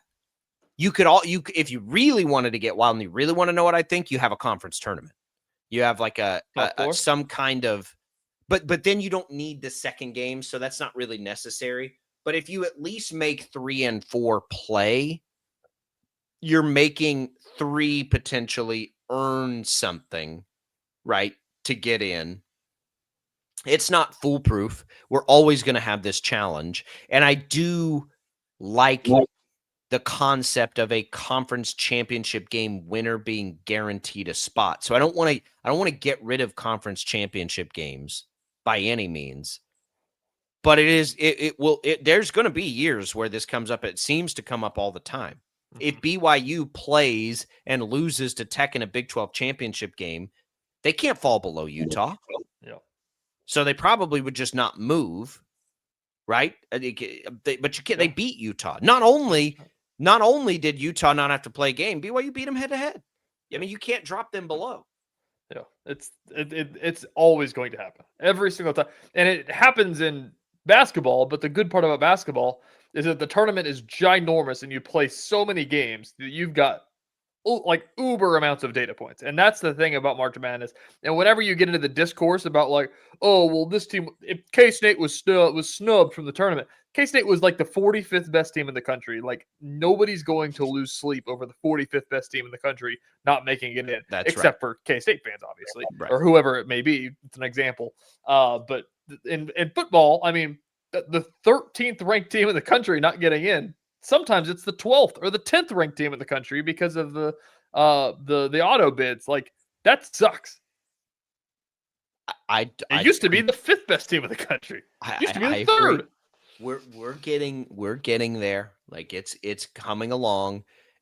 Nobody will be mad if this goes to 16. You might pretend you are in the beginning and then it'll play. Like, is anybody right now, anybody out there saying, man, I really wish we were back to 4? No. Literally anybody. It's pretty, I feel like it's kind of funny that like there's more, it feels like there's more traction for March Madness expanding than it is the college football playoff expanding. Which is silly. But nobody wants March Madness to expand, and everybody wants the college football playoff to expand. Well, not everybody. There were some people that didn't want it past 2 because they would have told you then the games mean more in the regular season. That was always the argument. I'm like, nobody plays each other. Like you can't. It's so silly that we don't at least have conference champions all represented. But and then it was 12. We can't go to 12, and now we're at 12. Does anybody 1 year into this thing? Is anybody like, man, I really wish it was back down to 4? No. Does anybody sit with the NFL playoffs and say, man, I wish it wasn't 7. I wish it was back down to 6 or whatever it is. Of course not. No. We got 5 minutes here. Let's dig into what I just brought up. It's randomly in the middle of November. Should March Madness be expanded? Are you pro that? Are you pro 72? I will tell you that I don't really care. I don't have a strong take on it. I don't think it will impact the thing about March Madness that I love the most at all. If you want to have bubble teams all playing each other in early week games like we have now on Tuesday and Wednesday, like if all the 10 seeds have to play each other, like I don't care. It's not that big a deal. At the end of the day, it puts more fan bases in it, and that's fine. But it's not going to make a bit. Like to me, the tournament starts when you get to Thursday. Here's the only thing with expansion that I don't want to see. That would make me mad. If all of a sudden now all your Cinderellas have to play each other before the actual tournament starts, That's the only thing if they expand that would annoy me, because now you are infringing upon my tournament greatness, which is always that outside chance that a true Cinderella, right? Not Syracuse being a 10 seed, like a true Cinderella getting a win in the actual tournament. So as long as they don't do that, then I'm fine. And I'm even back to the part where, like, and I understand why they do it and why the teams like it, but the 6 teams having to play each other to get in is always so lame to me as well. I think that every play-in should be a bubble team. If you got an auto bid, I feel like you should get a crack. Auto bids do not get the early. I totally agree. That's the only thing that, like, if you want to put more bubble teams in, great. Don't care. Fine. It's not going to impact anything for me. Also, the tournament for me will start on Thursday. Unless Wichita State's playing in it, the tournament for me is going to start on Thursday, and that's when nothing will. And so none of this other stuff matters. So I don't have a hot take on that. I don't care if they expand it or if they don't expand it. Yeah. As long as they leave the main part of the tournament alone. And I think I'm in that boat more so than the fact of, like, I really don't understand all the pushback around it unless it is what we're talking about. It's just such a big number. People are like, oh, it's ridiculous. Everybody gets in, but it's not going to impact how you watch the tournament. Yeah, I agree. I think that the best team has to win 6 games. And I think and if a bubble team wants in, you got to win 7. And I think that's just kind of the argument to be made about that. And more basketball is good. I go through this exercise every year. As wild as the tournament is and the format is outrageous, teams outside of a top 4 seed have almost no chance to win it. Historically, it almost never happens. It's happened just like literally a handful of times. And one of the times it was UConn, and maybe 2 of the times it was UConn. Like, it's so unlikely for a team to make it all the way through. Like, if you're talking about the likelihood of winning it, you could have a 16-team tournament, because 95% of the time, that's who's winning the tournament anyway. So it really is like, we only have those beginning parts for the first week of the tournament and how much fun it is. I don't think this impacts that at all. So for me, it doesn't, like, I just don't get too worked up about it whatsoever. I think expanding the college football playoff is a far more interesting conversation on both sides. Yeah. I mean, I think that we're teetering the line, I think, is the only thing with that, is that like, how much football is going to be too much college football. I agree. I don't disagree. I don't disagree. I think you can get too big. I will say, as somebody who went to a Division II, and I know you did too, but a Division II with a good football team, I think that bracket is 32. Yeah, it's big. And it was fun. Like, it was a lot of fun, but it's set up in such a different way. It was set up by regions. And so it was a little bit different. Like, the teams never really play each other. So you've got nothing to go off of. It's a little bit easier to have a better understanding. I've always thought 16 makes the most sense and is perfect. It gets your conference champions in. It gives teams that started slow but might be the best team still a chance to get in. And it gives teams with an injury, let's say, at some point in the year, like, let's say Texas Tech had lost one more game somewhere while their quarterback was out, while Bear Morton was out. I would really want to see that team have a chance to go toe to toe with some of the. So it also allows for that. Like, that team lost their quarterback in the middle of the season for a couple of weeks, but man, they look good. And I think a 16 gives them a chance to still get in there. That's the other thing, I think. And then there's the other side of it.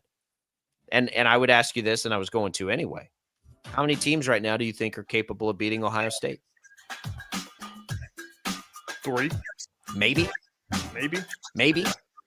Tech, A&M, and Georgia? Maybe. That's the other side of it, right? It doesn't matter. Like, usually the cream rises to the crop at the very, very, very, very top. All right, we'll come back. Shreyas Laddha joins us next. We'll dive back into KU when we return.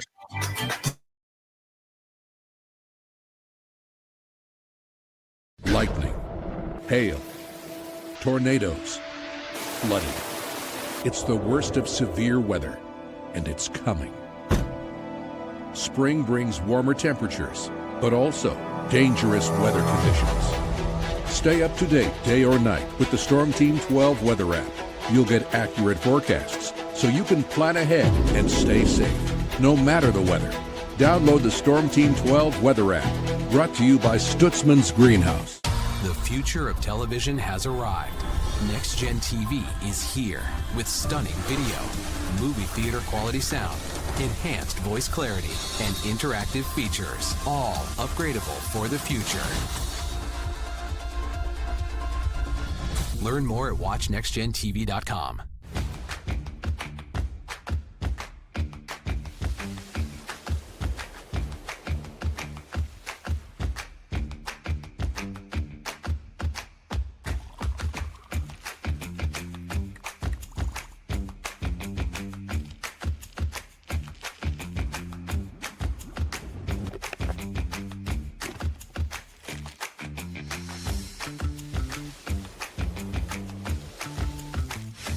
The canvas of our imagination. They tell a story. Clouds affect the events of your day.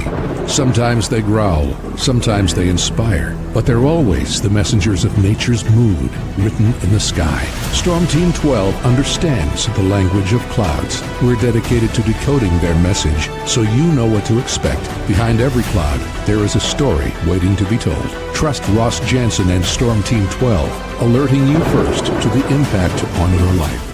We are following a breaking update. Every day, all day, stream the stories that have you talking near and far. Whoever is behind the wheel of this bus is not stopping. From hundreds of local reporters and meteorologists spanning the country. Chaos here this morning at the UW campus. Search LNL for the all-new Local News Live streaming app. Odyssey is one of the most influential audio and entertainment brands in the nation. You already know Odyssey's iconic local radio brands in Wichita. But did you know Odyssey has the country's best collection of music, news, and sports brands? Odyssey is also a premium podcast creator, major event producer, and digital innovator. Odyssey brings people together across the country and right here in Wichita. Odyssey also delivers meaningful radio and digital audio results. Find out our story and impact at odysseyinc.com/Wichita. Make yourself known now. 31001 in traffic pursuit. Oh my God, here. Investigate TV Plus begins with real people. We investigate stories that impact you. And inspire change every day. Something is broken. Real problems. Why are they hiding it? And real solutions. My daughter was dying in front of me. What was your reaction when he said that? Investigate TV Plus, weekdays at 3:30 p.m. on KWCH. Sometimes people tell us, I don't get it, it's just tea. But let me tell you, we are so much more than just tea. With 20 plus flavors of sweet and unsweet iced tea, the possibilities are endless. Come on in and try them all for free to find your favorite, or get us on the go for your busy lifestyle. And don't miss happy hour every day. So the next time someone tells you it's just tea, tell them to come by and find out why we say, drink tea, be happy. Jim Rome here, lighting up your afternoons on The Jim Rome Show. Catch me starting at 2 on Wichita's #1 sports radio, Kansas fan headquarters, 97.5 and 1240 KFH.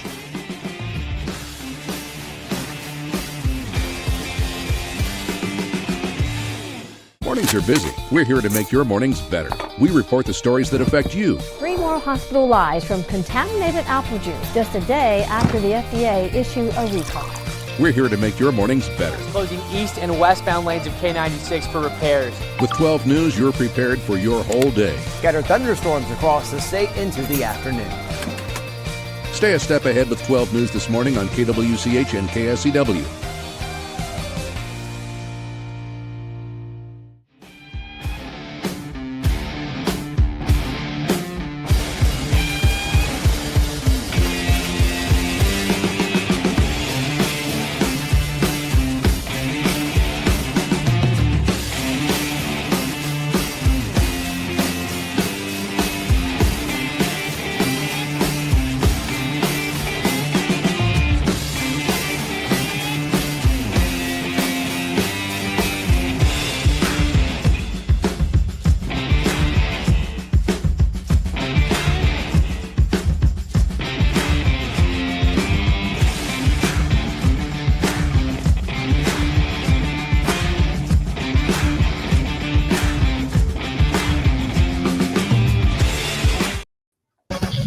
Sports Daily is on KFH.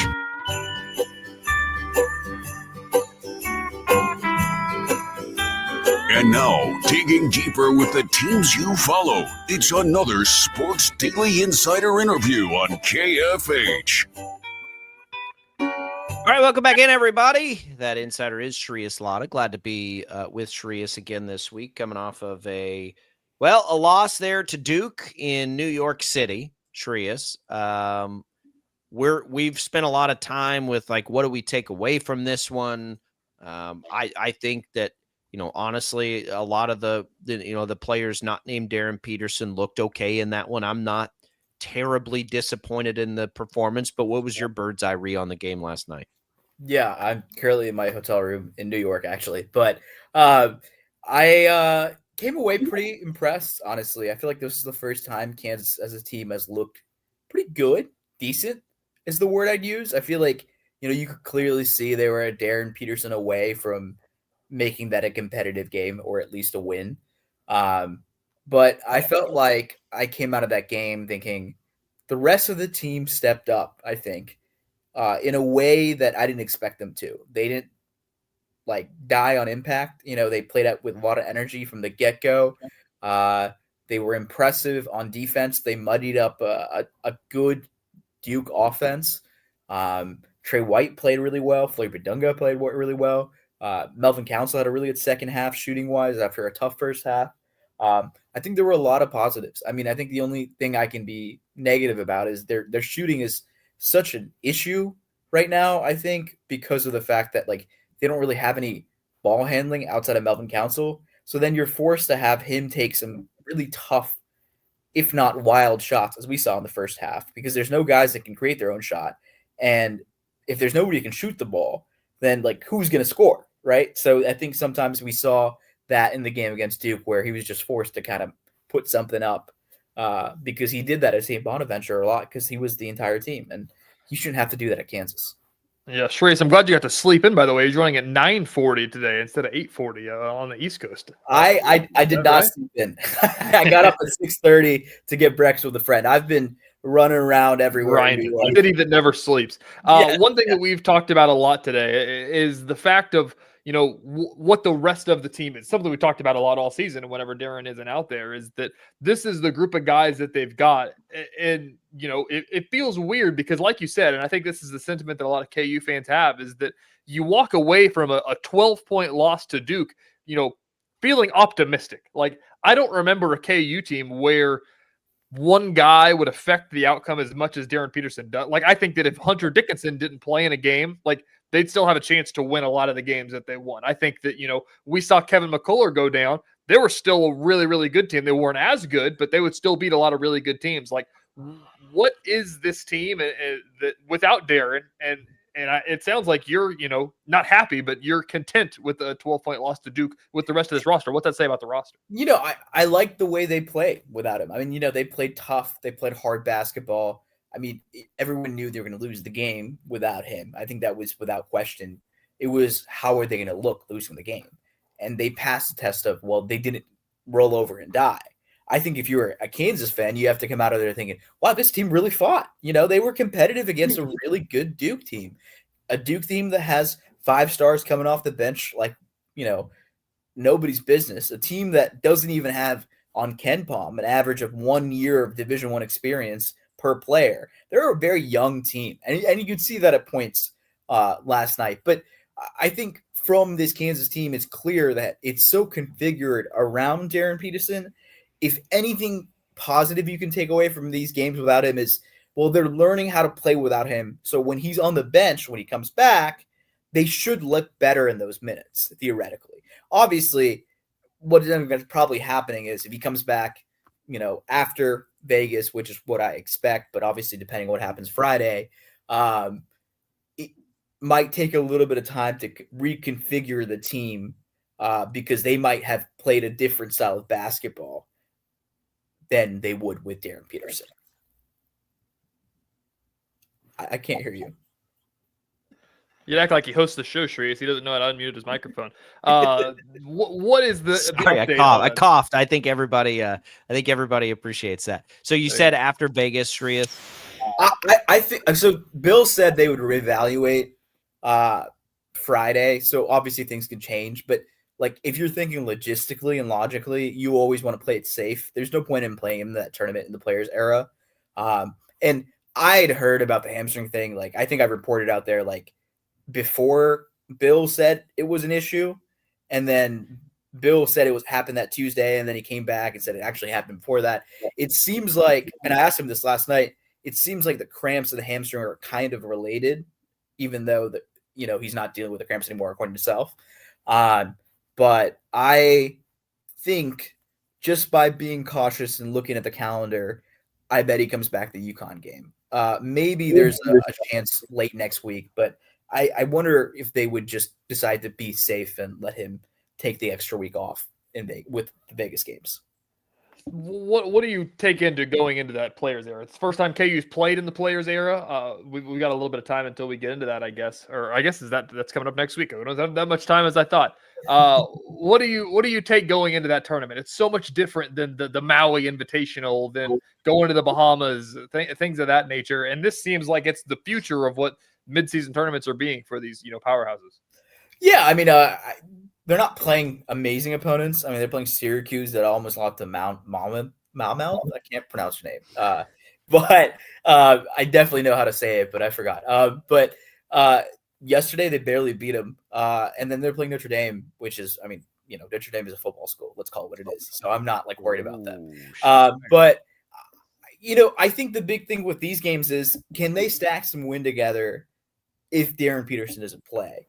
And if they can stack some wins together, I think that's a positive thing. Like right now, their record is 4-2, and I'm sure they would like to be better than that. They probably wish they had the UNC game back, looking back on it. But I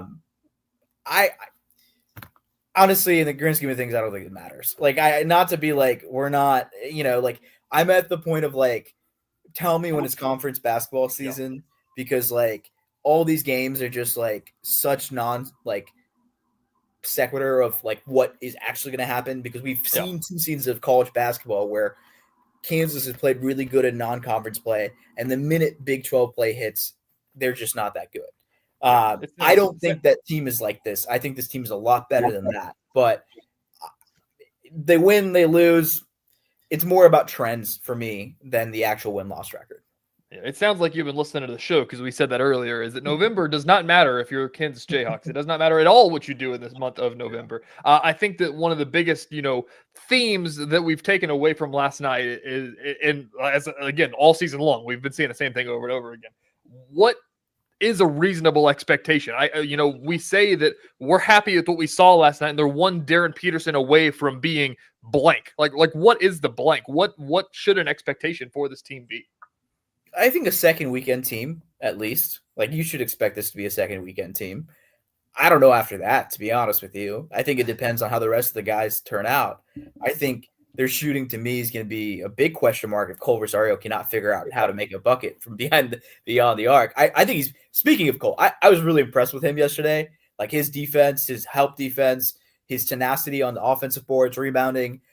I just need him to make a bucket, man. Like, I need him to shoot. Like, that's the thing they brought him on to give this Kansas team. And once he figures that out, he's going to be special. And I think he already is. But, I think the ceiling of this team for me is so unclear, because there's a lot of young guys that I feel like are scratching the surface of their potential. Like, Floyd probably played the best game he's played in a Jayhawk uniform against a real opponent yesterday. Like, to put up 14-6 against Duke is not something easy. And he held his own against Cameron Boozer, when he had to guard him. I thought he made it very difficult for him. And when Kansas had to send doubles when Bryson Tiller was guarding him and Cam Boozer, he had to, pick up his dribble and either pass it out or take a wild shot. I mean, he finished 7-17. A guy who's going to be a top 3 NBA pick next year, finishing 7-17, is probably the best you're going to get. I want to go back to Darren Peterson real quick, because it's good to hear that the cramps and hamstring might be related. Why does Kansas have such a hard time with these injuries? And like, this could have been so simple. It could have been so simple. Hey guys, like, it turns out he has a hamstring injury. We're going to shut him down for a couple of weeks here. But they never, like, whether it was Kevin McCullough and his back, whether it was Remy Martin back in the day. Like, they really struggle. And I'm like, I don't have the energy for the conspiracy theories out there. Like, it feels like Kansas could just handle this much easier and just say, he has a bad hamstring. He's injured. Darren Peterson is injured with a hamstring. He will be shut down for 2 weeks. Like, why is that so difficult for them? I think, logically speaking, there is a belief that this is the only year, which, I mean, it is the only year you're going to watch Darren Peterson, right? So if you rule him out early, there will be less fans that showed up to games or less enthusiasm around this team. I think it's got to be. We're throwing more conspiracies out there. Jeez. I like it. No, but I think it makes sense to me because it's like, like, why would you rule him out? I also think it's something that's a developing thing. I think it's been nagging. Like Bill Self said it yesterday. This is something that's been ongoing for a while now. So I think they didn't expect this thing to be a 3-game absence. Now it's a 3-game and potentially counting absence. He's going to reevaluate it Friday. I think the lack of transparency is Bill Self just doesn't want to talk about this. It's that. I mean, when Bill Self wants to talk about something and he knows he believes what he's talking about, he will come out there and say something that makes you believe what he's saying. He has not been good at lying about this thing. Basketball coaches are really good at lying about this. Just don't need to lie. It's a hamstring injury. It's not a big, like, nobody. I really don't think people would be that disappointed. They're like, oh crap, he's got a bum hamstring. Well, we'll see him when he gets back. I mean, they'd be disappointed he's not playing, but they wouldn't be trying to figure out why he's not playing. That's fair. I think people have this like belief that these guys should be playing on everything because they make millions of dollars a year. I think there's a little bit of that attitude. I talked to a bunch of fans pregame, and obviously these were fans that were sitting right behind the basket. So I think they're a different level of income than the typical fans I see in my Twitter mentions, but most of the time at least. But I was pretty impressed with their ability to kind of have the long view on things of like, well, I mean, these games don't really matter. Yes, I'd like to see him play Duke. Yes, I'd like to see him play UConn or whatever, but it's Big 12 play. And yes, I'm a little disappointed that he's not here, but I'm still really excited to see this team, and I trust Bill Self and that kind of sentiment from the fans. But there is okay, well, he's getting paid X amount of money. He's got to go out there and play, and like it's going to hurt his draft stock if he doesn't play. Guys, him playing hurts his draft stock more. I've like been in the draft world for a long time. You can't. He could not play a minute, and he'd still be a top 5 pick. Yes, he'd be Michael Porter Jr. 100%. It's the same thing with Kevin McCullough. Him playing hurt his draft stock. He should have shut it down earlier. It's the same exact thing. Yeah, he'll be back. He's going to be awesome. Just give it a minute, KU fans. Just give it a minute. Shreyas, go find all his work at the KC Star. Enjoy New York City. Joe's Pizza. Go to Joe's. Joe's. It's I mid. second. Oh my God. My God. Take him off the show. We're coming back.